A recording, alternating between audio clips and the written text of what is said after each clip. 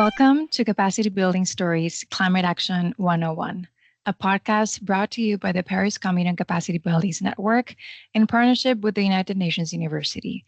I'm Eva Costas, your host, and in this series, we're breaking down the essentials of climate action, 101 style. Join us as we explore key concepts related to climate change while connecting the dots between capacity building, research, policy, and practical solutions. Let's dive in. Welcome to Rio Conventions 101. Today, we'll be diving into the Rio Conventions, what they are, their history, and how they shape their global climate, biodiversity, and desertification agendas. We'll also explore the role of capacity building and youth empowerment in addressing these critical crises. So to help us through this important conversation, I'm joined by two fantastic guests today, Akio Takemoto and Sayako Yoyama. Welcome both to this episode. Could you please introduce yourselves to our listeners?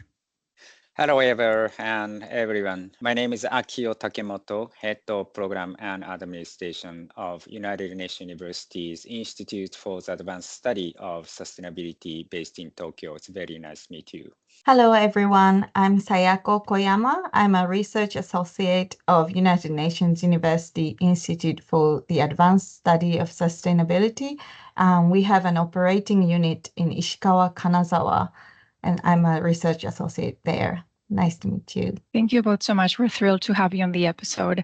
But without further ado, Akio, I'd like to start with the basics because the Rio Conventions are mentioned quite a bit in discussions about climate change, but sustainable development.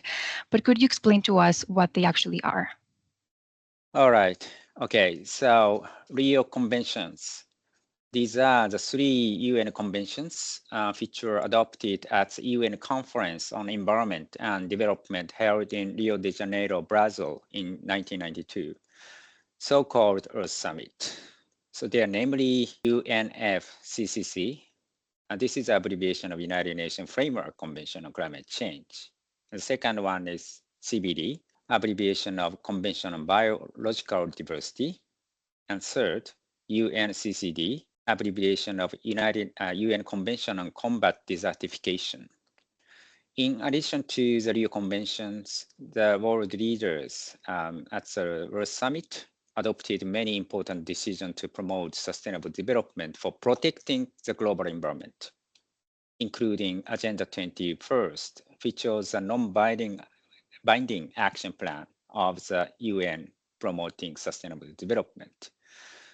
In terms of UNFCCC, many of you are aware that the ultimate objective of this convention is stabilization of greenhouse gas concentrations in the atmosphere at a level that will prevent dangerous anthropogenic interference with the climate system. Building on scientific assessment reports published by the Intergovernmental Panel on Climate Change, IPCC, the parties to the UNFCCC have enhanced climate action by developing the international policy frameworks. They adopted so far the Kyoto Protocol at COP3 in Kyoto in 1997 and Paris Agreement at COP21 in 2015. In terms of UNCBD, it has three main goals: the conservation of biodiversity, the sustainable use of its components, and the fair and equitable sharing of benefits arising from genetic resources. The parties to CBD adopted two protocols. First one is the Cartagena Protocol on Biosafety, which was adopted in 2000. This is an international treaty to control the movements of living modified organisms. Second, Nagoya Protocol, which was adopted in 2010. This is a legal framework for the fair and equitable sharing of benefits arising out of the utilization of genetic resources. I would like to highlight on the importance of the synergy between climate action and biodiversity and land degradation in the Kunming-Montreal biodiversity framework, so that more and more synergy between three different conventions are required for implementing each convention. And lastly, UNCCD. This is a convention to combat desertification and mitigate the effect of drought through national action programs that incorporate long-term strategies supported by international cooperation and partnership arrangements. So this is basic information on the three Rio Conventions. Thank you. Back to you, Eva. Thank you so much, Akio, for already kind of setting the context of the Rio Conventions and their creation and how they've evolved over time. So could you share with us a little bit about the history behind the UN's Environmental and Sustainable Development Agenda?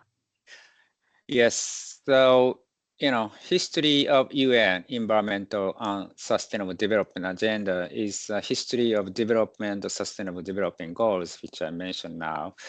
The Rio Conventions are flagship of UN Environmental Agenda. In parallel to the environmental agenda, UN has promoted sustainable development agenda through the Millennium Development Goals in the beginning of the 21st century.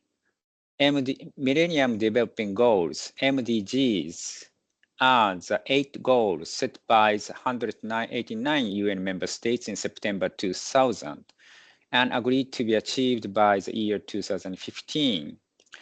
These are the goals targeted for developing countries that can be achieved through support by developed countries.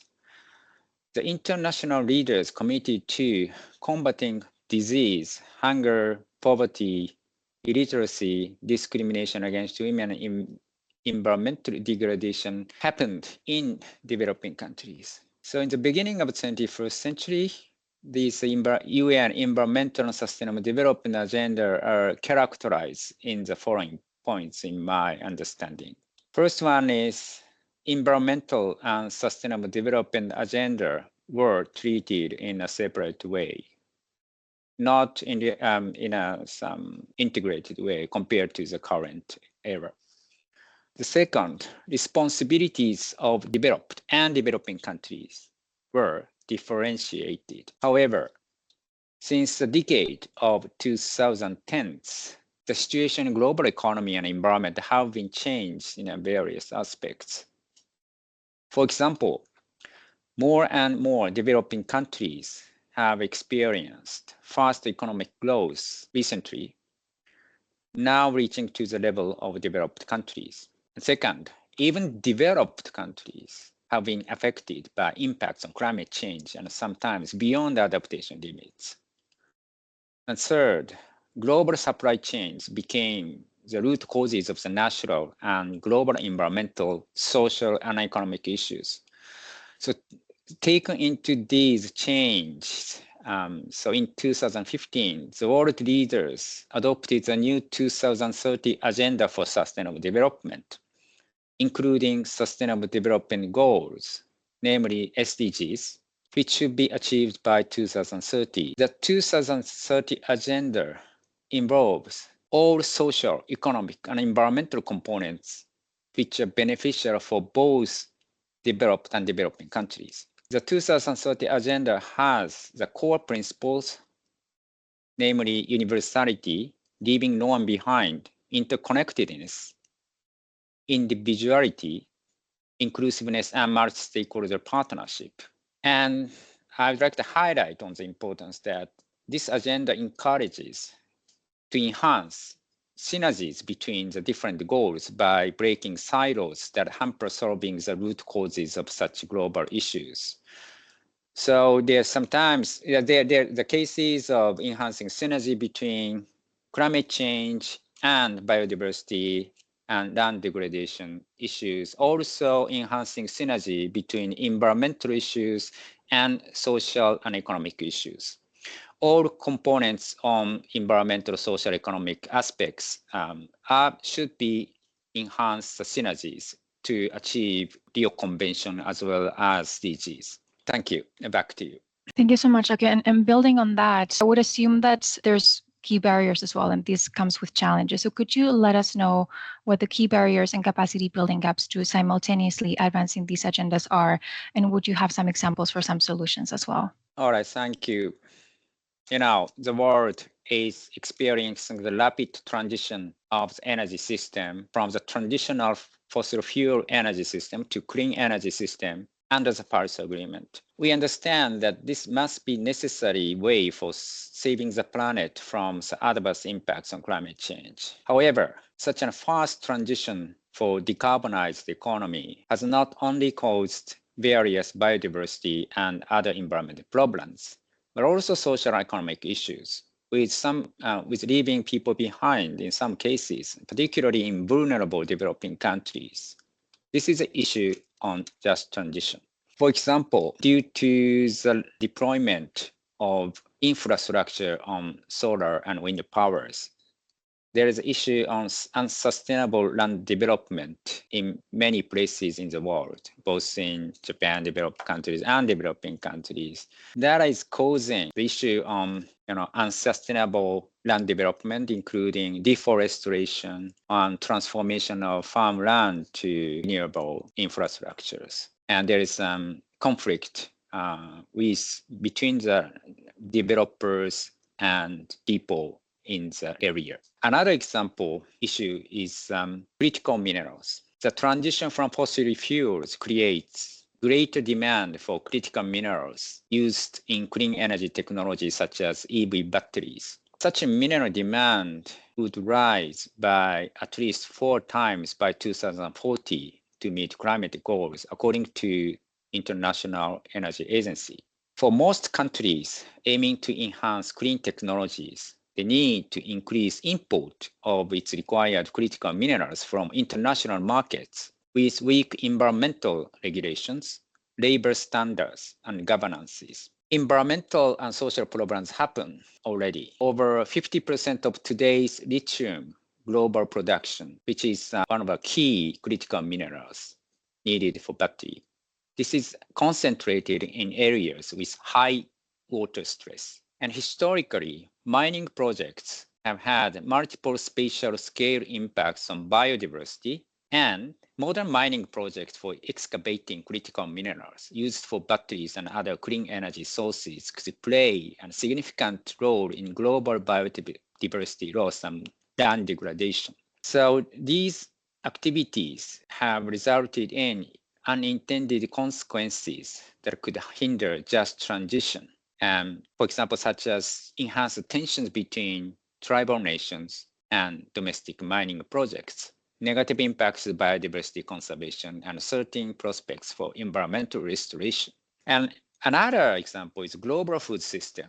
Global food system is comprised of 1/3 of the whole greenhouse gas emission in the world. But on the other hand, there is some issue to produce the new greenhouse gases by cultivating land for farmland. In addition, vast areas of farmland and forests, this is critical for food security and biosecurity, are being developed to produce biofuels and polluted by overuses of pesticides. But however, there is a big gap on the knowledge and understanding on how such energy and food systems are related to the impacts on the emission of greenhouse gases and impacts to the environment. So therefore, there is a huge requirement and needs for governments and stakeholders, including private sectors and all public, to be informed that this kind of information. So we need to, enhance the scientific knowledge on such issue.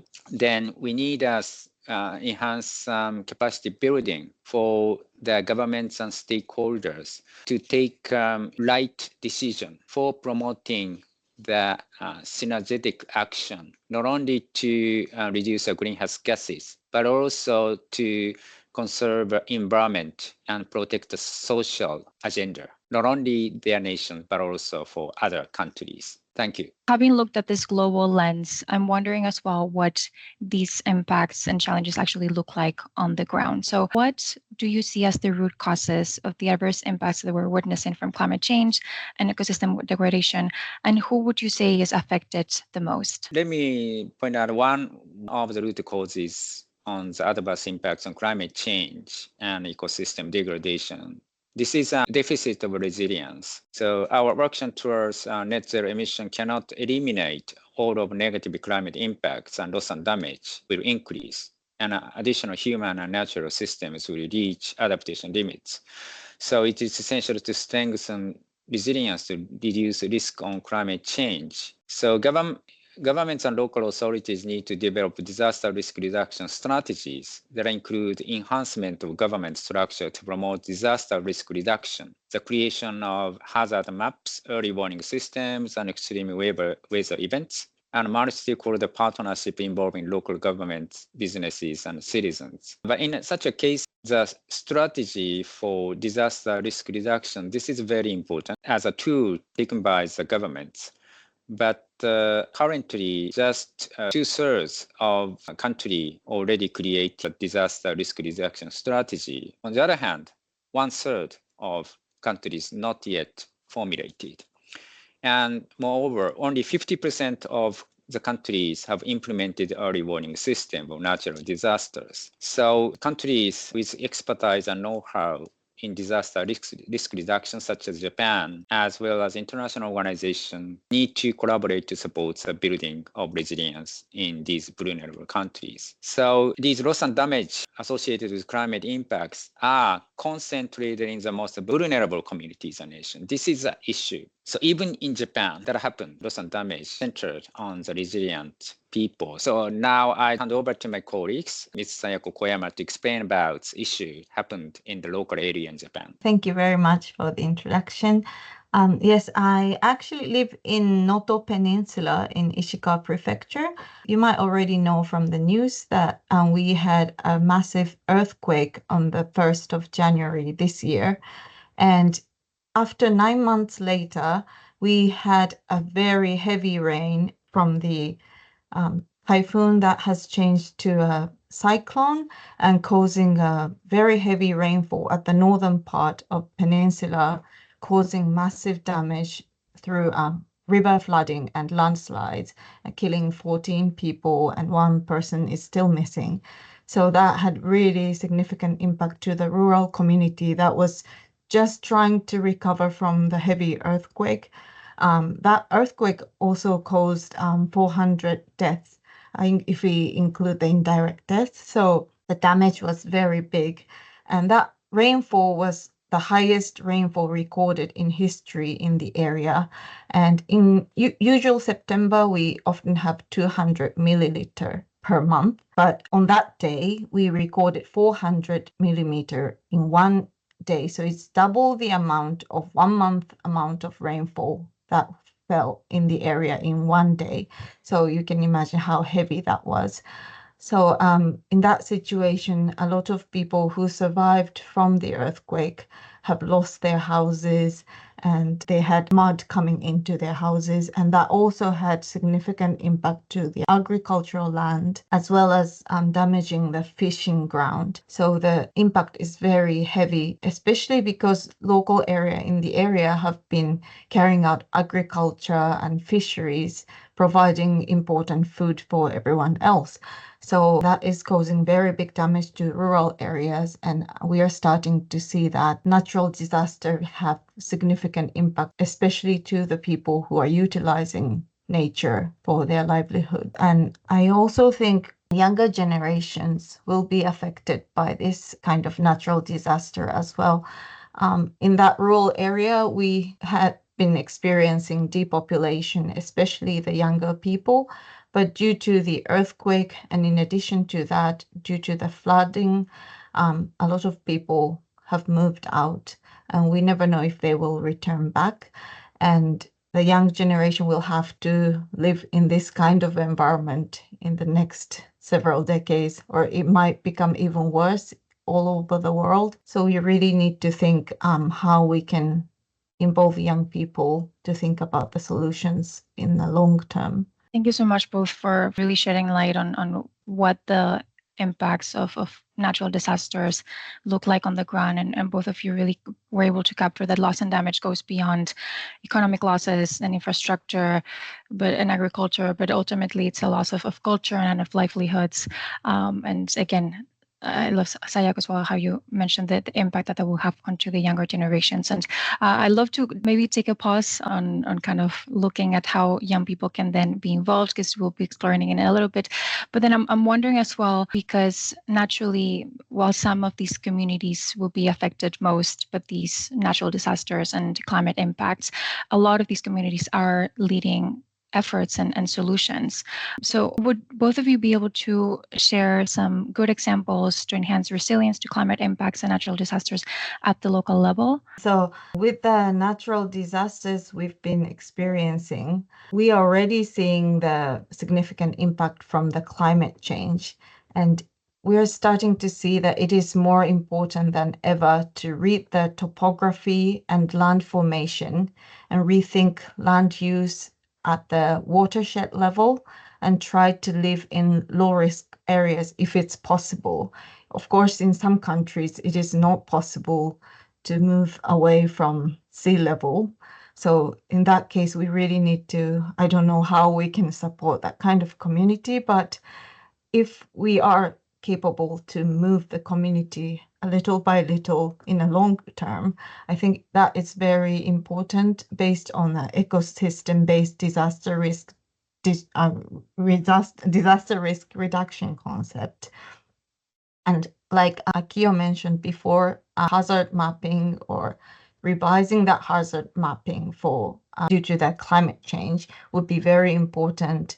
And if the town has already been formed in a high-risk area, of course, it is very difficult to move everyone to somewhere else, but the government should at least show the direction to protect the life as much as possible by promoting the moving of the people to a low-risk area in a long term. And we really need to think about watershed level and ensuring, for example, keeping wider riverbeds and protecting that from development might be very important in a heavy rain situation like we have experienced in Noto. And in addition to that, I think Akio mentioned land degradation, and that is very linked to climate risk reduction because we are starting to see the land development area at the top hill area was heavily affected by heavy rainfall and also by the earthquake. And a lot of mud is running out from that kind of area through the river and causing impact to the fishing ground as well as causing impact to some houses. So I think keeping healthy forest or healthy vegetation on land is very important to reduce risks from disaster as well. And in addition to that, what I realized after the earthquake is the use of water. A lot of lifelines were cut off for a certain period of time, but water cutoff lasted very long term in the area. In some areas, it lasted up to 3 months. So people had to live without water supply from the government for 3 months. But in Noto Peninsula, a lot of people still had wells, traditional wells in their home. So they utilized the traditional water use system to survive that 3 months period of time. So I think we really need to highlight the traditional knowledge of use of water or use of land. And sometimes that can have very important knowledge. And if we can combine that with new technology, I think it's very important to find a way to control the land at the local level. I think it is quite dangerous to jump onto new technology and forget all the traditional land use system. That's what we learned from the experience. Yeah, and I think Akio mentioned the importance of synergy between global agenda, but we also need to think of the synergy at the local level, at the local government level, because a lot of government departments are focusing on one certain aspect and not really communicating with each other. For example, land department that is focusing on creating roads and creating infrastructure is not really communicating with other aspects, for example, landscape protection, as well as biodiversity conservation, land use, and that kind of things.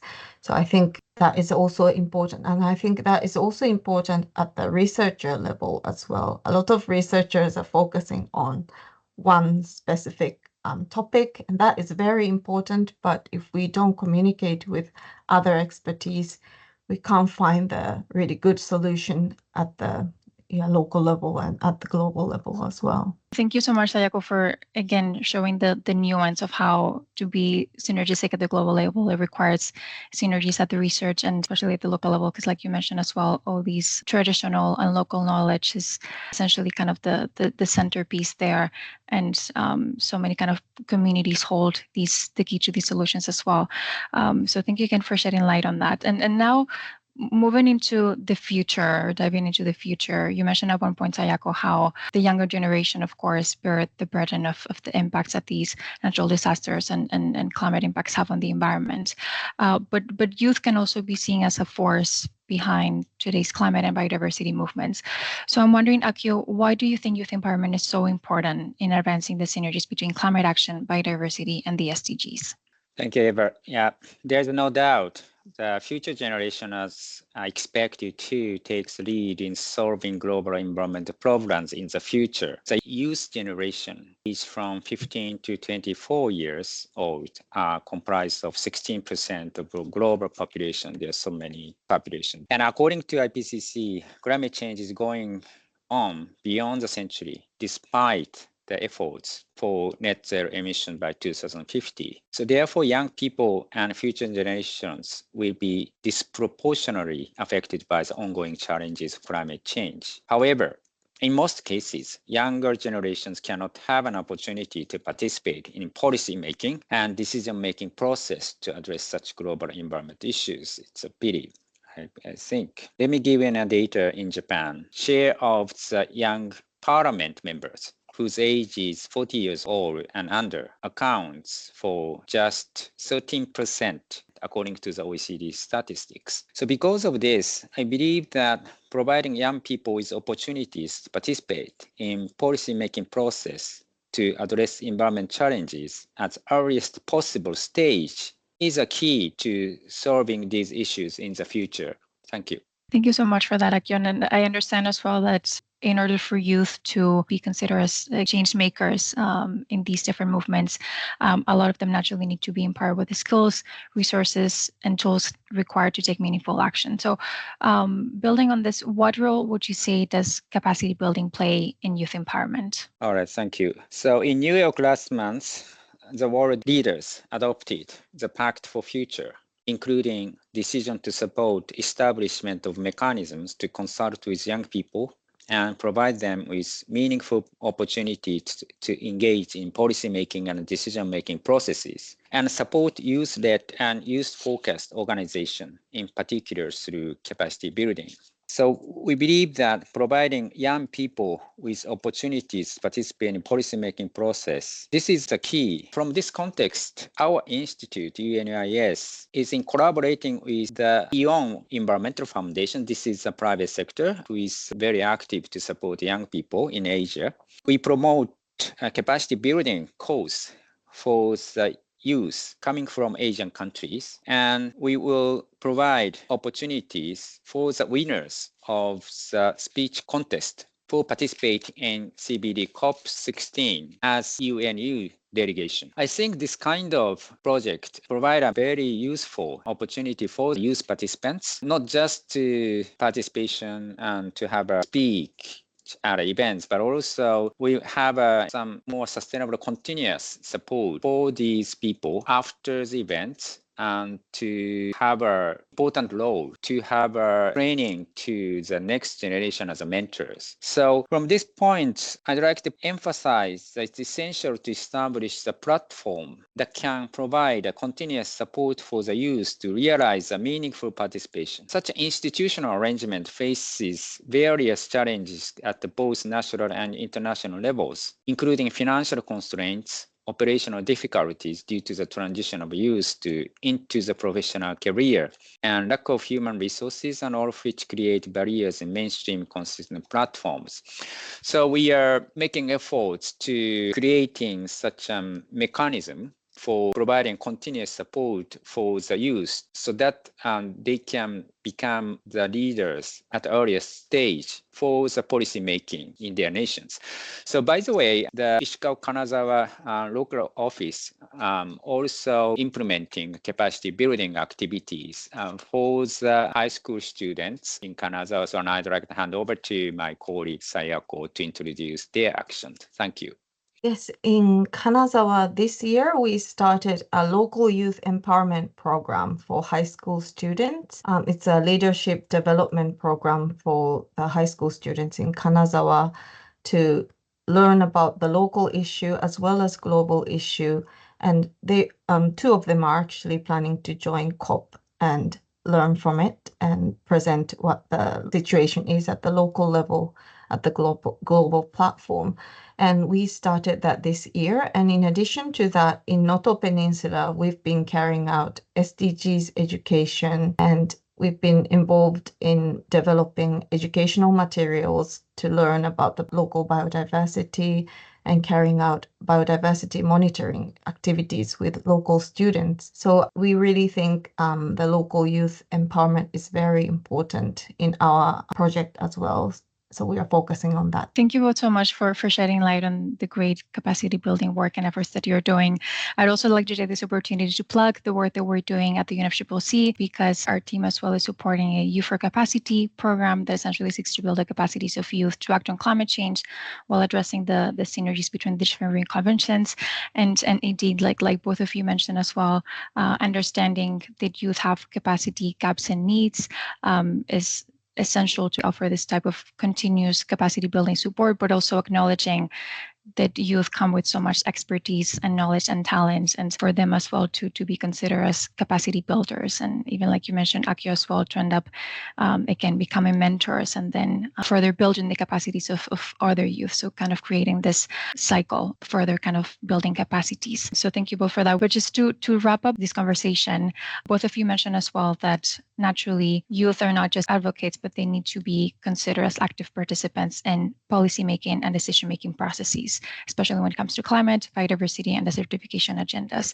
So how can we ensure that this is the case, and how can capacity building support this meaningful engagement? All right. Okay, it's a very good question. So I think UNU and UNU-IAS must play a key role to develop the capacity of such a youth who has a willingness but not be provided an opportunity to participate, since we are doing the study on the latest science, such as trade-off and synergy between climate change and biodiversity, land degradation, and sustainable development. We had conducted lecture for the participants of our youth program on the knowledge on such a latest science.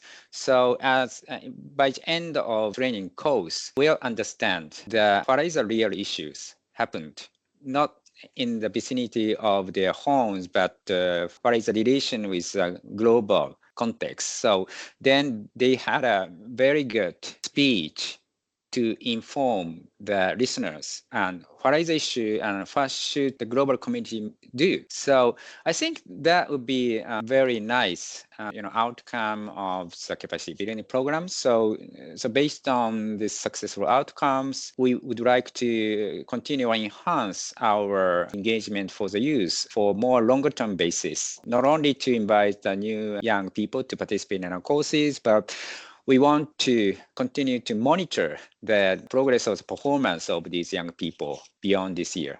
Thank you. Sayako, if you have any comment. Yes, as I mentioned before, because everything is very complicated and different things, if we focus on one aspect, that can have a negative impact on another, for example, another SDGs goals. So I think it's very important that we provide opportunity for youth to be able to look at things from various perspectives. And I think we have limited opportunities for youth to be able to learn various aspects in one go.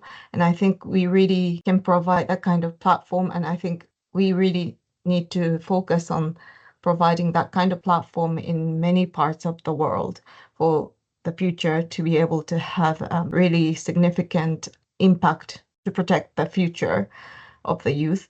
And on top of that, I think it's very important that the young generation that will be most affected by the climate change to be present at the global discussion, because with their existence, adults can really think things in long-term perspectives, because otherwise people tend to look at things in short term to have a more significant impact in short term with good numbers and things like that. So their existence itself is very important. And I think if youth move, they provide very strong energy and can have very good impact to the nation as a whole and to the world as a whole. So I think involvement of youth is very important to achieve anything in the global and local platform. And I think with that very optimistic and positive note, really highlighting the importance of for youth to really be taking a permanent seat at these tables locally and globally, I think that's a fantastic way to finish off the episode. I would just like to thank you both for sharing all your insights and knowledge into the Rio Conventions, the synergies, but then also more importantly, this kind of element of youth empowerment and how youth essentially need to be present at these discussions to protect their future and the future of humanity, essentially. Thank you both again so much for your time, Akio and Sayako. And for those of you that listened, if you enjoyed this episode, be sure that you check out other episodes under the CV Stories Climate Action 101 series. Again, it's been a pleasure having you with us. Take care.